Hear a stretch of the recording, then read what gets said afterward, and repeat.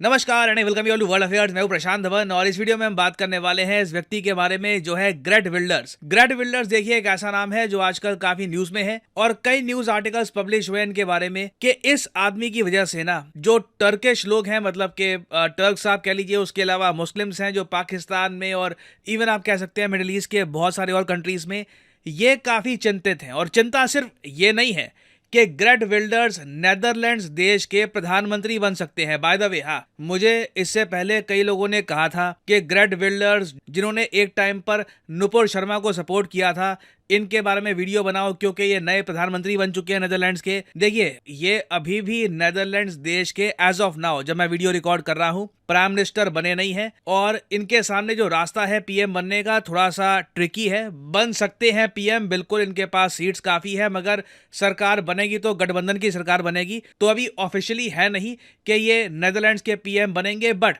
Main जनता ये है कि ग्रेट विल्डर्स की जीत के बाद ना पूरे यूरोप में एक के बाद एक करके इन्हीं के जैसे राइट विंग विचारधारा के जो लीडर्स हैं ये पावर में आ सकते हैं। नाउ ग्रेट विल्डर्स है कौन, इनकी विचारधारा क्या है और क्यों टर्की समेत कई इस्लामिक कंट्रीज चिंता में है कि इनका इंपैक्ट ओवरऑल दुनिया पे क्या हो सकता है, ये समझते हैं। मगर सबसे पहले एक बार आपको मैप पे दिखा देता हूं कि नेदरलैंड्स देश, जिस देश की हम बात कर रहे हैं, ये है कहां पर। नाउ यहाँ पर आप देख पाएंगे ये है एशिया का मैप, ये है हमारा प्यारा भारत। और यूरोप में आप अगर देखो ना तो आपको दिख जाएगा एक देश नेदरलैंड्स। ओवरऑल एक छोटा देश है, आबादी भी कुछ खास नहीं है, 1,70-80 लाख के आसपास इसकी आबादी है। और यहाँ पे आप देख पाएंगे इसकी जो कैपिटल है आपको दिख जाएगी एम्स्टर्डम, एक बहुत ही ज्यादा फेमस शहर है।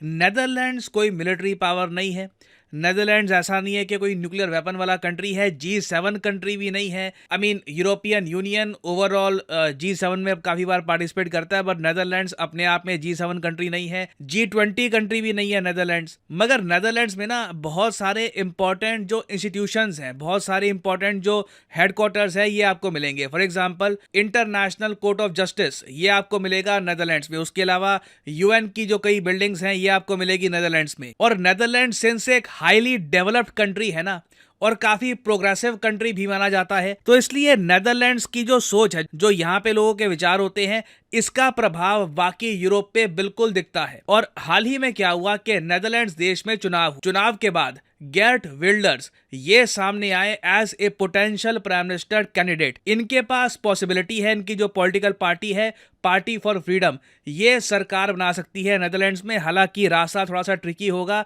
कुछ इनको और सपोर्ट चाहिए होगी, बट इट इज पॉसिबल कि ये बन सकते हैं नेदरलैंड्स के प्राइम मिनिस्टर। नाउ इनकी सोच क्या है टर्की के बारे में और बाकी आप कह लीजिए इस्लामिक कंट्रीज के बारे में, ये आप देख सकते हैं इस छोटी सी वीडियो में। नाउ इस वीडियो की शुरुआत में, बाय द वे, ये वीडियो बिल्कुल रीसेंट वीडियो नहीं है, थोड़ी सी पुरानी है, मगर सिंस आज के समय ये सत्ता के काफी करीब है तो ये वीडियो काफी सर्कुलेट की जा रही है। नाउ इस वीडियो की शुरुआत में ग्रेट विल्डर्स ये संबोधित करते हैं तुर्क लोगों को। ये जो टर्किश लोग हैं जो यूरोप में भी काफी रहते हैं, उनको संबोधित कर रहे हैं, उनको ये कह रहे हैं। ये जो इनकी लाइन है ये आप सुनिए। Today I have a message for the Turks.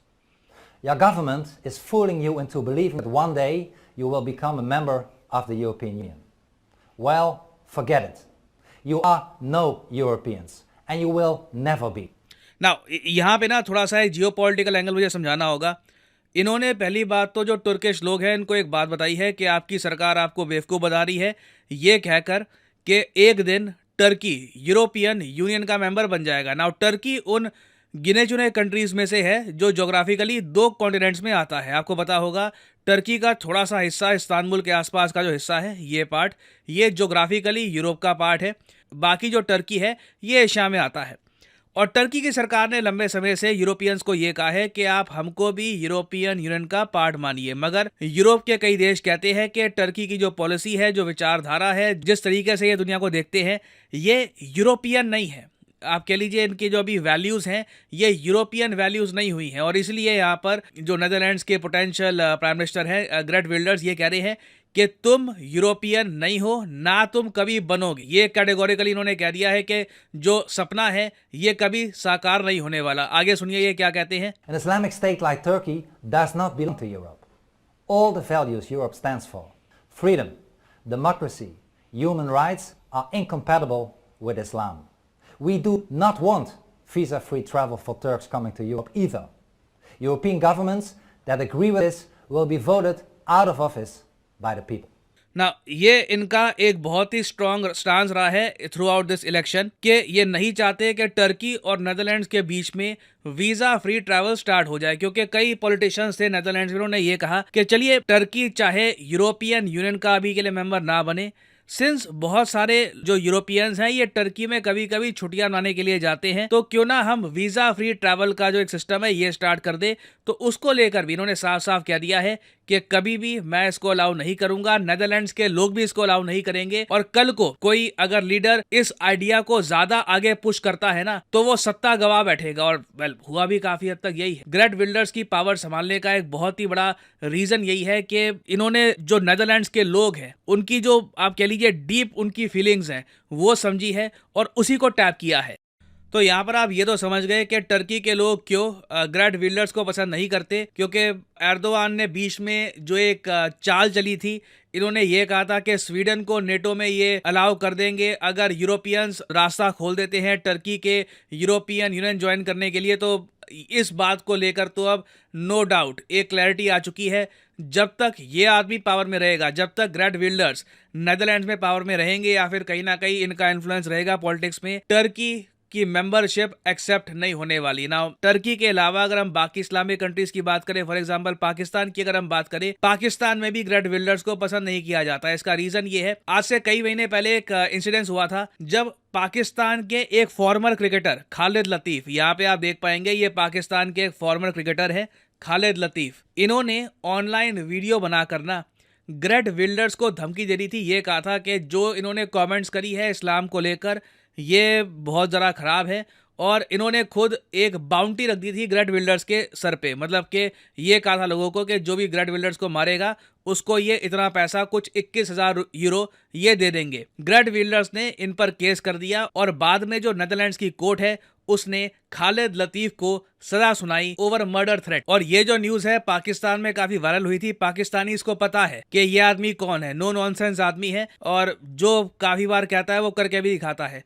और पाकिस्तान देखिए यूरोप से आज के समय एक ही चीज चाहता है कि पाकिस्तान का जो जीएसपी प्लस स्टेटस है ये बना रहे। जीएसपी की फुल फॉर्म होती है जनरलाइज्ड सिस्टम ऑफ प्रेफरेंस। ये आप कह लीजिए यूरोपियाई देशों ने पाकिस्तान के लिए एक स्पेशल प्रिविलेज बनाई थी, जिसमें इन्होंने ये कहा था कि पाकिस्तान के जो एक्सपोर्टर्स हैं ये बहुत ज्यादा कम टैरिफ्स पे करके यूरोप में सामान बेच सकते हैं, जिससे पाकिस्तान की इकोनॉमी को थोड़ा बहुत सहारा मिलेगा। नाउ यूरोपियन यूनियन आज के समय रिव्यू कर रहा है कि पाकिस्तान के लिए जो इन्होंने जीएसपी प्लस स्टेटस जो दे रखा है क्या इसको कंटिन्यू करना चाहिए या नहीं कंटिन्यू करना चाहिए। और मैं आपको ये बता दूं, इसी बीच अगर न्यूज़ आ जाती है, ये बात कंफर्म हो जाती है कि ग्रेट विल्डर्स बिल्कुल नेदरलैंड्स के पीएम बनने वाले हैं, उस केस में मैं आपको बता दूं बहुत बड़ी पॉसिबिलिटी है कि पाकिस्तान का जीएसपी प्लस स्टेटस छीन लिया जाएगा। और जैसे ही ये न्यूज़ सामने आती है कि पाकिस्तान अब एक जीएसपी प्लस स्टेटस वाला कंट्री नहीं रहा, पाकिस्तानी रुपी बहुत ज्यादा गिर जाएगा, ऑलरेडी काफी गिर चुका है। आई मीन उसके बाद जो गिरावट आएगी वो मोन्यूमेंटल होगी और पाकिस्तान के जो एक्सपोर्ट्स हैं उनको भी बहुत ही बड़ा झटका लगने वाला है उस केस में। तो देखना होगा इवेंचुअली नेदरलैंड्स में होता क्या है, क्या ग्रेट विल्डर्स सरकार बना पाते हैं या नहीं बना पाते। और अगर ये बना पाते हैं तो मैं आपको बता दूं इसका इम्पैक्ट इवेंचुअली आपको पूरे यूरोप में दिखेगा, और पॉसिबिलिटी है कि ग्रेट विल्डर्स जैसे जो नेता हैं ये यूरोप के और भी कंट्रीज में खड़े होंगे। ऑलमोस्ट सेम टाइप की जो रणनीति इनकी थी वही रणनीति एक्सेप्ट करके हो सकता है कि बाकी जगह भी ऐसे लीडर्स आए। तो it remains to be seen. इस टॉपिक से रिलेटेड कुछ अपडेट्स आती हैं, I will make an updated video on this. और फाइनली मैं यहाँ पर ये भी ऐड कर दूँ कि अनअकैडमी का जो प्लेटफॉर्म है वहाँ पर मेरी वीडियोस अवेलेबल हैं। अगर आप कुछ एक्स्ट्रा वीडियोस देखना चाहें आप देख सकते हैं। फॉर एग्जांपल ये एक वीडियो है नासा के जूस मिशन पर, ये रिसेंटली अपलोड हुई थी, आप देख सकते हैं कोड PD10 यूज़ करके। तो enjoy these videos. Thank you for watching and yeah this is the end of this video. May the gods watch over you.